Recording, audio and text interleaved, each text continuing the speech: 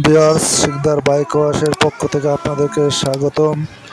আপনাদেরকে আজকে দেখাবো একটি গাড়ি কার্বোরেটরের ময়লা জমানোর কারণে প্রচুর ময়লা হয়েছে। এই জন্য গাড়িটি রেডি পিক আপে গাড়িটি বন্ধ হয়ে যায় এবং ফুল পিক আপে গাড়িটি বন্ধ হয়ে যায়।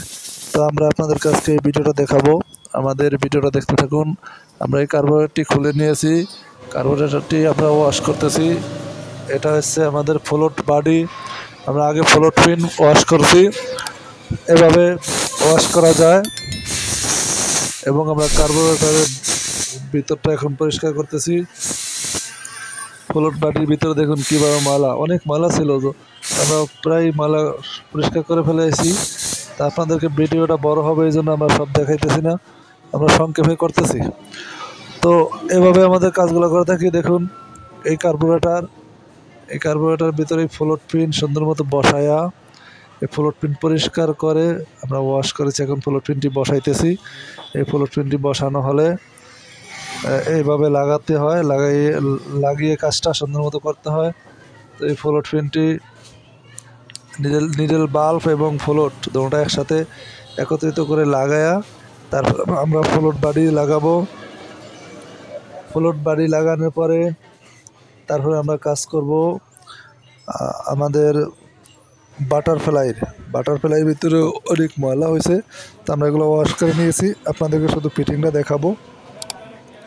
তা আমাদের চ্যানেলটা সাবস্ক্রাইব করে পাশে থাকা বেল আইকনটি বাজিয়ে দেবেন এবং লাইক করতে ভুলবেন না। আর এই ধরনের কাজ আপনারা নিজেরা করতে যাবেন না, কারণ এই ধরনের কাজ করতে গেলে কার্বোরেটর খুবই সূক্ষ্ম বিষয়। যদি আপনি একটু উল্টাপাল্টা হয়ে যায় তাহলে বাইকের মাইলেজ পাবেন না, তেল অতিরিক্ত খাবে এবং বাইক স্টার্ট নাও হতে পারে, বিভিন্ন সমস্যা হতে পারে। তো এই জন্য এই ধরনের রিস্ক আপনারা নেবেন না।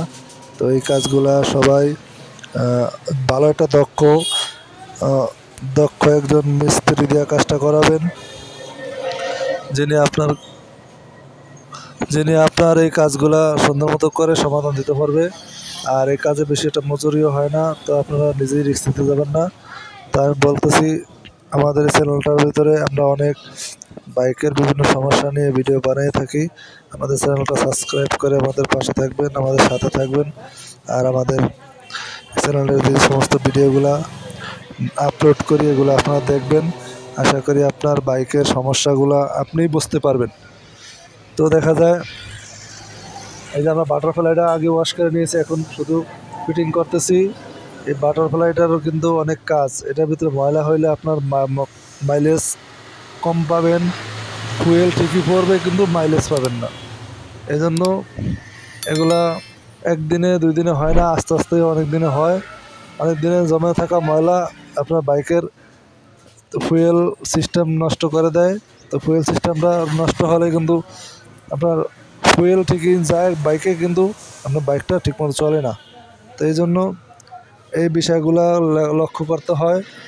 তো আপনি যখন দেখবেন যে বাইকে একটু দোক্কাইতে দম দিয়ে বন্ধ হয়ে যেতেছে, তখনই বুঝতে হবে যে আবার কার্বোরেটরের ভিতরে যে ফুয়েল এয়ারের মিশ্রণ ঠিকমতো হইতেছে না ময়লার কারণে। এখানে ফ্লোট পিন আছে, আইডিয়াল সার্কিট আছে, নিডেল বাল্ব আছে, এগুলো সম্পূর্ণ দেখে কাজ করতে হয়।